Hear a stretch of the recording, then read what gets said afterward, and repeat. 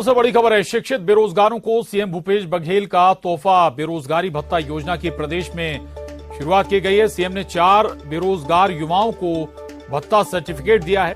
बेरोजगारी भत्ता योजना शुरू होने पर सीएम का बयान भी आया है। इन युवाओं के साथ योजना की शुरुआत हुई है। ये चारों युवा रायपुर से हैं और आज इन्होंने रजिस्ट्रेशन किया था। ये जानकारी खुद सीएम ने दी और जो विधानसभा में पारित किया था उसकी शुरुआत हो गई है। आज से 30 अप्रैल तक रजिस्ट्रेशन वालों को आज से ही बेरोजगारी भत्ता दिया जाना शुरू हो गया है। युवा हमेशा बेरोजगार नहीं रहें, इसके लिए प्रशिक्षण कार्यक्रम चलाएंगे। तो मुख्यमंत्री भूपेश बघेल का ये बयान। जो विषय है बेरोजगारी भत्ता का, उसकी भी शुरुआत आज से की जा चुकी है। आज 4 हितग्राहियों को हम लोगों ने चेक वितरण किया। इसमें 1 अप्रैल से हमने लागू करने की घोषणा की थी। तो जो पात्र हितग्राही हैं, हमारे बेरोजगार साथी हैं, वो 30 अप्रैल तक के अपना रजिस्ट्रेशन करा सकते हैं। तो उसको 1 अप्रैल से ही जो पात्र पाए जाएंगे उसको 1 अप्रैल से ही बेरोजगारी भत्ता मिलेगा। इसकी शर्तें सबको पता है। नाम क्या है? कुणाल साहब, उड़ियारी रायपुर से बोल रहा हूँ। कैसे रजिस्ट्रेशन करवाया था? क्या मैम अभी तो ऑनलाइन ही किए थे, हम घर से ही किए थे। कब कराया था? आज ही किए थे सुबह। आज सुबह ही किया? जी 9 बजे। तो फिर उसके बाद आपको फोन आया? उसके बाद नगर निगम से कॉल आया सर का, वो बोले कि आप आ जाइए। कैसे देखना इस योजना को? हम एक तरफ से बोले तो अच्छा भी है, इसके ऊपर डिपेंड भी नहीं रह रहा। अपने को आगे जो अपना है एम है उसको करना है। क्या कर रहे हैं अभी आप? मैं अभी स्टूडेंट हूँ बीसीए का। मैम इतना है कि जो बेरोजगार है उनके लिए भत्ता के रूप में ये प्राप्त होगा, लेकिन सबके लिए थोड़ा सुविधा हो जाएगा। बुक्स वगैरह हो गया, स्टडी करने के लिए ये सब में सहायक होगा। क्या करती हैं आप? मैं बीपीएड कर रही हूँ मैम, 4th सेम। मेरा नाम पूजा चंद्रवंशी है। कैसे, कहाँ से रहते हैं? मैं प्रॉपर गुड़ियारी रायपुर से हूँ। कैसे देख रहे हैं इसको? ये हमारे लिए सबसे ज़्यादा तो बेरोजगार स्टूडेंट्स के लिए अच्छा है। जो भी चीज़ें हमको ज़रूरत चीज़ें हैं तो हम लोग के लिए हेल्पफुल हो रहा है ये। तो माननीय मुख्यमंत्री का बहुत बहुत धन्यवाद है। और मैं चाहती हूँ कि जैसे हमको बेरोजगार भत्ता मिल रहा है वैसे हमको रोजगार भी मिले तो और अच्छा हो जाएगा हमारे लिए। रायपुर से बड़ी खबर है, बेरोजगारी भत्ता को लेकर सियासत तेज हो गई है। बीजेपी मीडिया सह प्रभारी अनुराग अग्रवाल का बयान आया है। बेरोजगारी भत्ता देने का दिखावा कर रही है सरकार, ये आरोप बीजेपी ने लगाए हैं। बेरोजगारी भत्ता देने वाली नहीं है सरकार, बीजेपी ये आरोप लगा रही है। हालांकि आज ही से भत्ता देना शुरू भी हो गया है। अपने जन घोषणा पत्र में 10 लाख युवाओं को 2500 रुपए प्रतिमाह बेरोजगारी भत्ता देने की बात की थी। 4 वर्षों तक इन्होंने नहीं दिया और लगातार ये इंकार करते रहे कि हमने जन घोषणा पत्र में ऐसा कहा ही नहीं है। छत्तीसगढ़ के युवाओं के भारी विरोध को देखते हुए और दबाव में आते हुए मुख्यमंत्री को आखिर घोषणा करना पड़ा कि हम बेरोजगारी भत्ता देंगे, लेकिन इसमें भी ये खेल कर जाते हैं। इन्होंने घोषणा की कि हम 1 अप्रैल से बेरोजगारी भत्ता देंगे। 1 अप्रैल से बेरोजगारी भत्ता ये वास्तव में दे नहीं रहे। 1 अप्रैल से ये बेरोजगारी भत्ता का पंजीयन कर रहे हैं। वास्तव में ये सरकार बेरोजगारों से सिर्फ ठगी कर रही है। अगर ये बेरोजगारों को सचमुच बेरोजगारी भत्ता देना चाहती है तो 4 वर्ष के लगभग 12,500 करोड़ रुपए इनको देना चाहिए। और बजट में चूंकि इन्होंने घोषणा नहीं की है तो साफ बात है ये सिर्फ छल रहे हैं, बेरोजगारी भत्ता देने का प्रयत्न कर रहे हैं, बेरोजगारी भत्ता देंगे नहीं। तो बेरोजगारी भत्ता आज से मिलना शुरू हो गया है, पंजीयन भी शुरू हो गया है। ममता लांजेवार, न्यूज 18 संवाददाता रायपुर से हमारे साथ जुड़ी हैं। ममता, वाकई में अगर ये योजना प्रॉपर इंप्लीमेंट हो जाती है तो फिर ये गेम चेंजर भी साबित हो सकती है और शायद यही डर विपक्ष को है भी।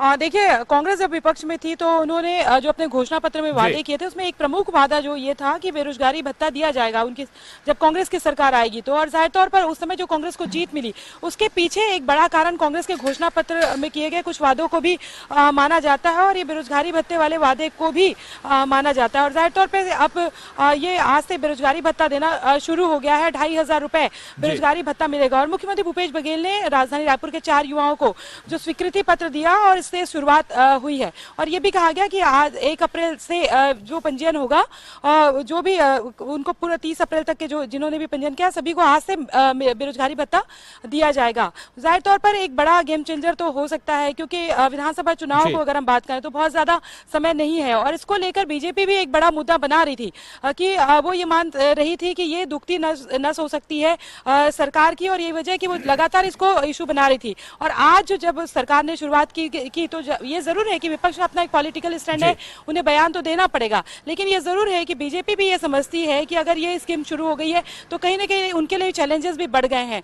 और जाहिर तौर पर जो युवा है उनसे हमने बात की, उनका कहना था कि हम इसके भरोसे नहीं रहना चाहते हैं, हम अपने एम को पाना चाहते हैं, लेकिन ये जरूर है कुछ तो मदद होगी। जी बिल्कुल बिल्कुल। और संकेत भी मुख्यमंत्री ने दिए कि केवल बेरोजगारी भत्ता नहीं बल्कि प्रशिक्षण कार्यक्रम भी शुरू किए जाएंगे ताकि युवा बेरोजगार ना रहें। शुक्रिया ममता पूरी जानकारी के लिए। आगे बढ़ेंगे। रायपुर से बड़ी खबर है। प्रदेश में आज से सामाजिक आर्थिक सर्वेक्षण शुरू हो रहा है। सर्वे टीम को सीएम भूपेश बघेल ने हरी झंडी दिखाई है। सामाजिक आर्थिक सर्वेक्षण पर मुख्यमंत्री का बयान भी आया है। कच्चे मकान से लेकर शौचालय तक की जानकारी ली जाएगी। सीएम भूपेश बघेल ने केंद्र सरकार पर निशाना साधा है। केंद्र सरकार को यह सर्वेक्षण कराना चाहिए था जिससे कि जरूरतमंदों को उनका हक मिल सके, लेकिन केंद्र सरकार ने ऐसा नहीं किया। जो पात्र हितग्राही होंगे उनको मकान की सुविधा दी जाएगी। घर घर जाएगी सर्वेक्षण करने वाली टीम। जो आर्थिक सामाजिक सर्वे टीम है वो गांव-गांव पहुंच चुकी है, जिसके माध्यम से जो आवासहीन है या जो लोग गैस सिलेंडर का, रसोई गैस का उपयोग करते हैं, शौचालय की स्थिति क्या है, इस सबकी सर्वे की जाएगी। और जो 2011 के सर्वे सूची में जिनका नाम छूट गया था, ऐसे आवासहीन व्यक्तियों को क्रमबद्ध ढंग से उनको आवास दिया जाएगा। इस साल के बजट में 3,200 करोड़ का प्रावधान किया गया है, जिसमें आवासहीन व्यक्तियों को आवास के लिए सुविधा दी जाएगी। तो सामाजिक आर्थिक सर्वेक्षण आज से शुरू हो गया है। इसको हरी झंडी मुख्यमंत्री भूपेश बघेल ने दिखाई है। हमारे साथ छत्तीसगढ़ बीजेपी अध्यक्ष अरुण साव जी जुड़े हैं। अरुण जी, स्वागत है आपका न्यूज 18 पर।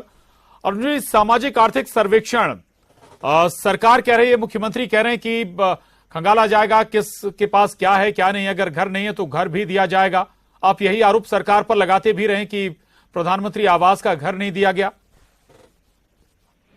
देखिए, राज्य के मुख्यमंत्री भूपेश बघेल जी पिछले 4.5 साल से छत्तीसगढ़ के लोगों को ठगने का काम, धोखा देने का काम कर रहे हैं। आज भी ये ठगने और धोखा देने का काम कर रहे हैं। ये सर्वेक्षण की रिपोर्ट कब आएगी? और देखिए, आपके पास सर्वे सूची पहले से उपलब्ध है, 2011 की, 2016 की। वो सूची आपने कंप्लीट नहीं की और एक भी मकान नहीं बनाया 4.5 साल में। और आज जब आपके कार्यकाल अंतिम चरण में है, आपने अंतिम बजट प्रस्तुत कर दिया है, उसके बाद आप सर्वे का नाटक कर रहे हैं। केवल छत्तीसगढ़ के लोगों को धोखा देने का काम, छलने का काम। और आज 1 अप्रैल है, छत्तीसगढ़ के लोगों को अप्रैल फूल बनाने का काम। जिस प्रकार से बेरोजगारी भत्ता 3,000 करोड़ प्रति वर्ष देने का वायदा था इनका, 4.5 साल तक सोए रहे और आज बेरोजगारी भत्ता देने का तय किया है।